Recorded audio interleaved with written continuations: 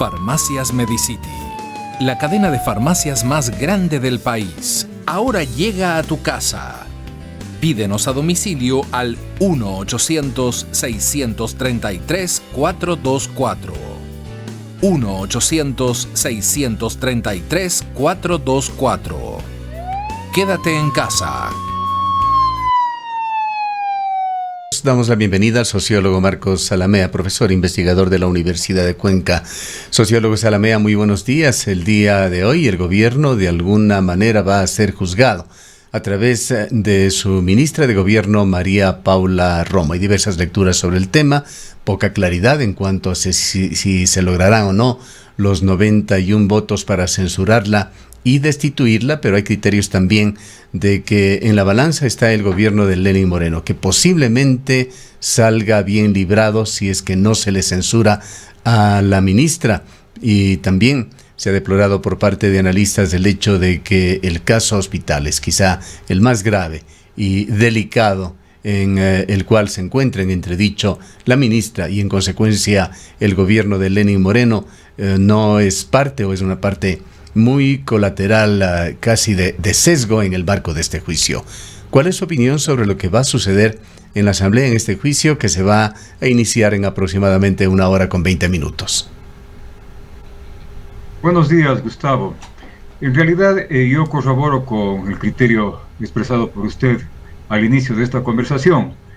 Me parece de que la motivación no es sustancial a estas alturas de la historia política del país. Lo sustancial ciertamente era el juzgarle por las acusaciones que son bastante serias, incluso que son bastante argumentadas, que tienen que ver con la negociación política en el reparto del manejo de los hospitales públicos. Sin embargo, estas que serían causas de fondo para un juicio político con todo lo que implica el carácter de este juicio, no se está dando. Se está, asusando otra vez el fantasma de octubre del 2019, casi constituido una suerte de síndrome en la política ecuatoriana, lo de octubre de 2019. Y estos acontecimientos pues han sido increpados, pues han sido cuestionados en el manejo político que tuvo la ministra. Sin embargo, me parece que también los argumentos de la ministra tienen su peso. De todas maneras, me parece que efectivamente aquí lo fundamental es juzgar políticamente al gobierno, y en este caso, pues, a través de lo que sería la cabeza más visible, la vocera más visible del gobierno, que sin duda ha sido la ministra María Paula Romo. Yo tengo la impresión de que este juicio es político en el sentido estricto, lato del término, o político con mayúsculas, porque más que el tema de octubre, realmente se va a juzgar sobre todo por otro tipo de causales que no son precisamente las que formalmente están sobre la mesa para el juicio político. Y creo que en este sentido, pues, hay muchas probabilidades de que la ministra sea el día de hoy censurada, sobre todo considerando, pues, el escenario político electoral que estamos viviendo. Creo que al Partido Social Cristiano sin duda le conviene dar la imagen de ser un partido de oposición, luego de que en los sucesos mismos de octubre de 2019, pues el Partido Social Cristiano cerró filas a favor precisamente de Moreno y las políticas que desataron la protesta de ese entonces. Y por otro lado, pues me parece que creo que ha venido apoyando reiterativamente a nivel parlamentario al gobierno, va a sopesar la conveniencia o no política de esta vez dar un nuevo espaldarazo a la ministra Romo. Es probable que a lo mejor, creo, tenga una salida salomónica y termine a lo mejor dando libertad de voto a cada uno de sus miembros para evitar un mayor resquebrajamiento que ha tenido ya, creo, a nivel parlamentario. Ahora, ¿qué sabe usted o qué percibe, sociólogo Zalamea, más allá de lo que ya se ha dicho? Aparentemente la única bancada que ha ratificado públicamente su decisión de ir por la censura es la de la Revolución Ciudadana, es decir, la del correísmo, pero los bloques de Alianza País, Partido Social Cristiano, del propio CREO, digo el propio CREO porque están allí dos ex CREO que mantienen nexos aún con CREO como interpelantes, no han tenido una expresión clara sobre cómo darán su voto, e incluso se duda de que vayan a censurar a la ministra, más bien se prevé de que vayan a votar de cualquier manera, pero no para censurar la ministra. Y hay otras agrupaciones también en la Asamblea que simplemente han venido dilatando su decisión. En el BIM, por ejemplo, se conoce que la decisión estaría totalmente dividida, lo que hace pensar de que difícilmente se logrará el número de votos para la censura. Bueno, en el caso de Alianza País, yo creo que muy probablemente la mayoría de la bancada de Alianza País votará por la censura. Recordemos que Alianza País públicamente, a través de su actual candidata presidencial, Jimena Peña, ha expresado de que no son gobierno y han hecho también críticas soterradas o abiertas al propio presidente Moreno. Y en este escenario electoral, pues a Alianza País le conviene justamente establecer rupturas y diferencias con la posición oficial. Pero allí no habría que analizar si Jimena Peña realmente representa un liderazgo que persista en Alianza País en la Asamblea. Bueno, yo pienso que ella es la vocera de toda una corriente que es hegemónica al interior de Alianza País. Por eso mismo es que Jimena Peña es la representante de esta organización como candidata presidencial. Si no tuviera fuerza Jimena Peña, pues hubieran escogido a otro como su candidato presidencial. Además, recordemos, Gustavo, que el propio José Serrano en la Comisión de Fiscalización, una figura conspicua precisamente de Alianza País, votó a favor de que se pase al Pleno de la Asamblea el juzgamiento y la probable censura de la ministra Romo. Además, hay un elemento adicional. Hace algunas semanas, recordemos también, más de 100 asambleístas solicitaron formalmente al presidente de la República la destitución como ministra de Gobierno de María Paula Romo. Si es que existe coherencia con esta posición, con este pronunciamiento y esta petición de la Asamblea, sería deseable pensar de que más allá, ¿no es cierto?, de lo que se está juzgando en este momento, pues habría la oportunidad política justamente para hacer realidad esa petición de destitución a través, en este caso, de una censura por parte de la Asamblea Nacional. Si se da la censura o si no se da la censura, ¿qué lecturas nos va a dejar este juicio político? Bueno, el caso de que se dé la censura de la ministra Romo, evidentemente, pues creo que es una derrota política del gobierno, que sin embargo tampoco va a ser una derrota política de gran envergadura, puesto que se trata de un gobierno totalmente impopular, un gobierno con bastante deslegitimidad, con un nivel de aprobación de credibilidad por debajo del 10%, es decir, sería una mancha más al tigre, para decirlo coloquialmente.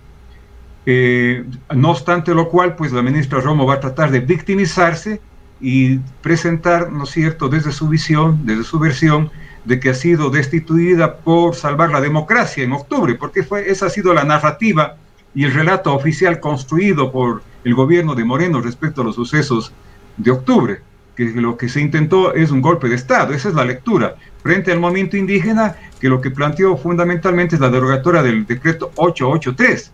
Y justamente el movimiento de octubre se diluyó cuando el gobierno, forzado por la paralización, tuvo que dialogar con el movimiento indígena y derogar ese decreto, que fue el motivo realmente de la discordia. Por otro lado, si es que la ministra de Gobierno logra, ¿no es cierto?, rebasar la posibilidad de la censura y no es censurada finalmente, lo que estaríamos es ante una suerte de un triunfo de la ministra Romo, un triunfo entre comillas del gobierno, pero sería un triunfo pírrico, precisamente por lo que acabo de señalar, de que se trata de un gobierno de un desgaste político. Sin duda también hay que resaltar que la ministra Romo ha sido la figura emblemática del gobierno, puesto que hay un adagio que dice que en tierra de ciegos el puerto es del rey. Y me parece que un gobierno tan impopular e ineficaz, sin duda personas inteligentes como la ministra Romo, pues brillan, ¿no? En todo caso, me parece que el día de hoy va a ser una oportunidad para asentar simplemente ese liderazgo de Romo al interior del gobierno, o para que ella se despida del gobierno, a lo mejor para ocupar otro puesto oficial. Más allá de el marco de este juicio político, ¿qué piensa usted debería suceder con el caso Hospitales? No desde el punto de vista del gobierno, más desde el punto de vista de la justicia ecuatoriana.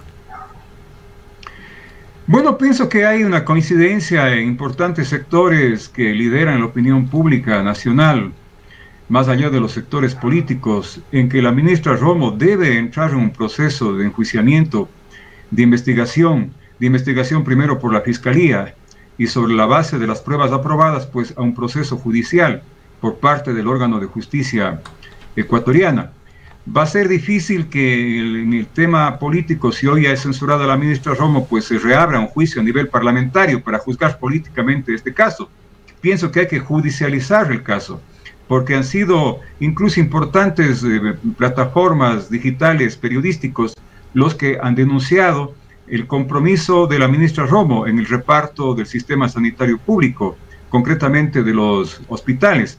Entonces me parece que se está en deuda en el marco del combate reiteradamente y retóricamente dado en contra de la corrupción, de que una tarea pendiente justamente para la justicia ecuatoriana, para la transparencia y la ética a nivel nacional, es el procesamiento pues de la ministra Romo.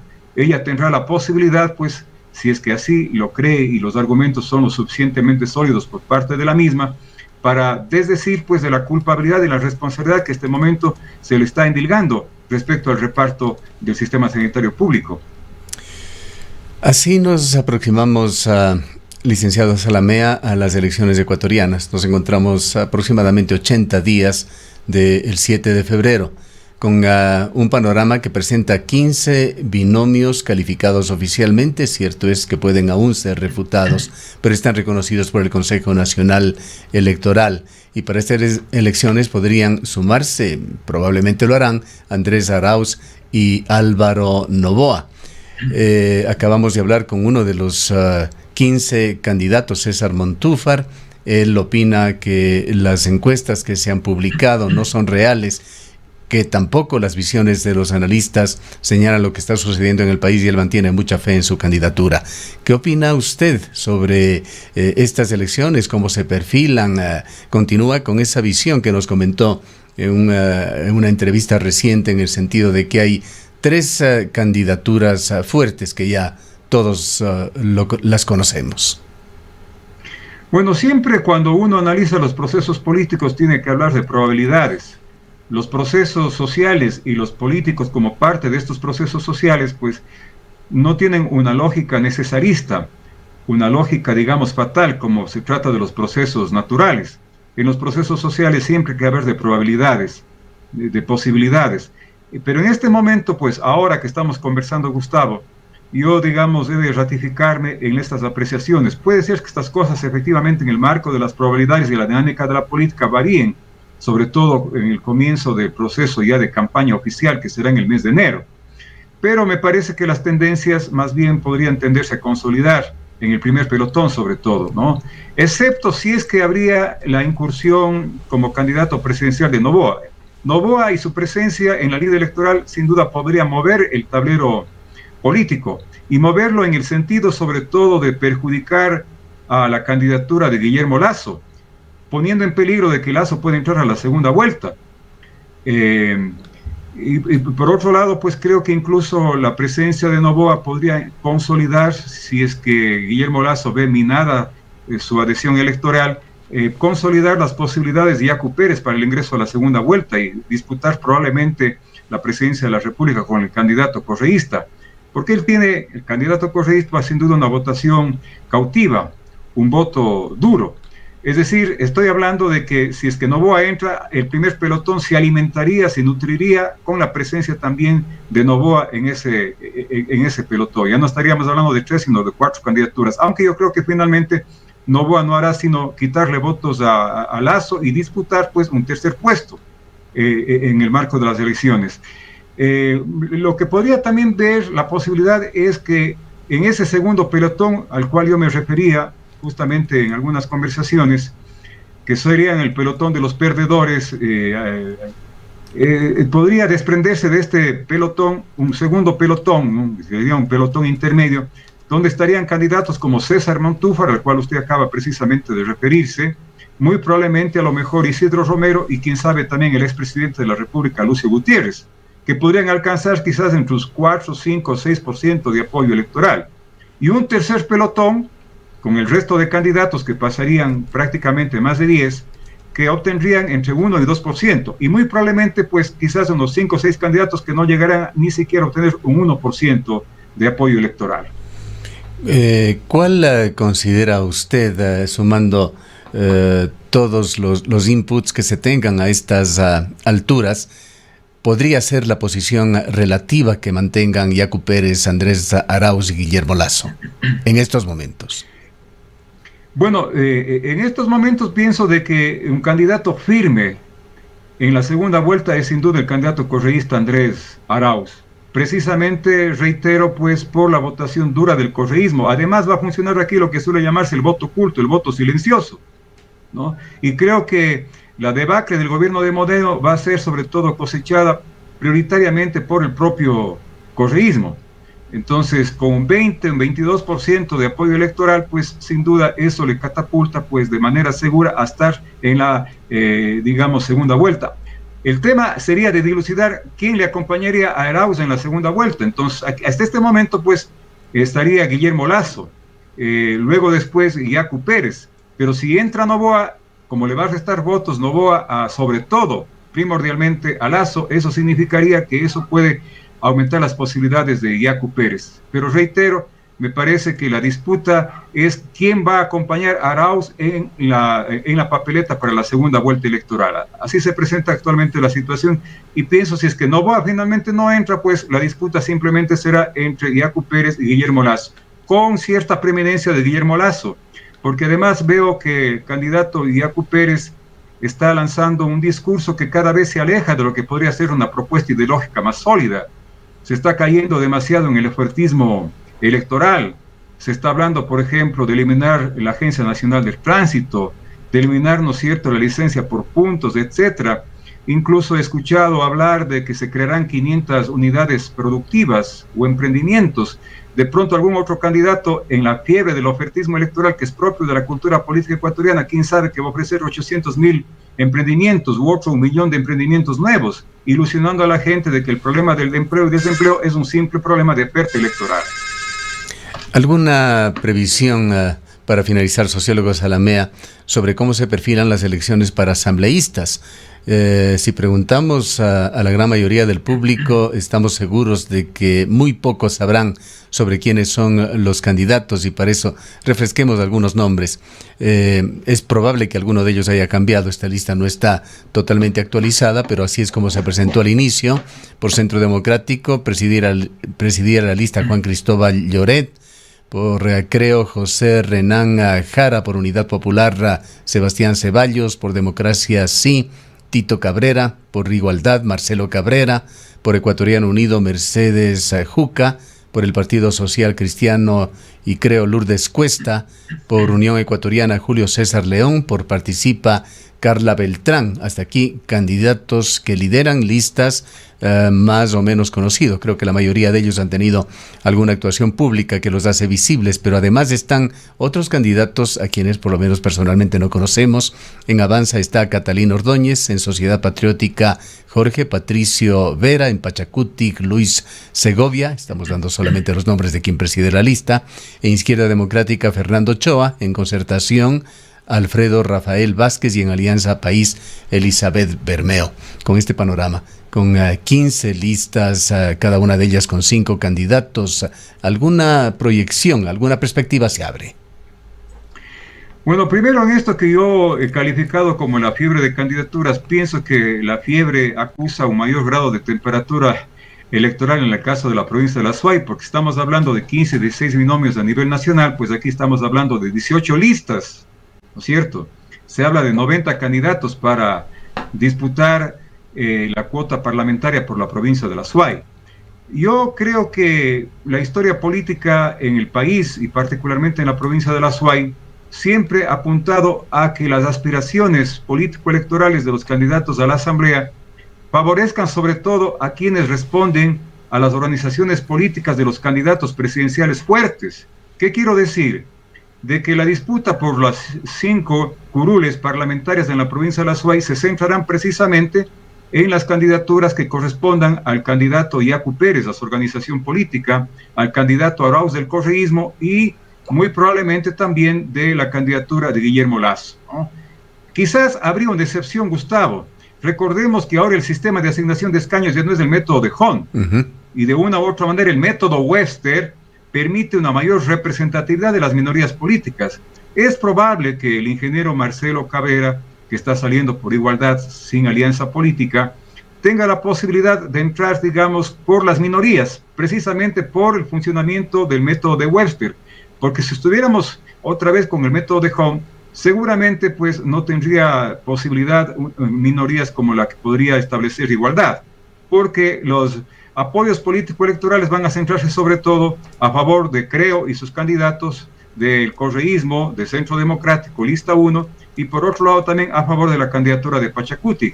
Ese es el panorama, y pienso que no hace sino entender de que siempre la votación por los asambleístas es una votación de arrastre, en este caso de las candidaturas presidenciales fuertes. Bien, muchas gracias por habernos atendido. Declaraciones del sociólogo Marcos Alamea, profesor e investigador de la Universidad de Cuenca. En el Ecaustro, desde hace 20 años, trabajamos día a día para generar la energía que tú necesitas. Hoy, renovamos nuestro compromiso de servir a la región y al país, generando desarrollo con conciencia y conservación ambiental y siempre mirando al futuro. El Ecaustro es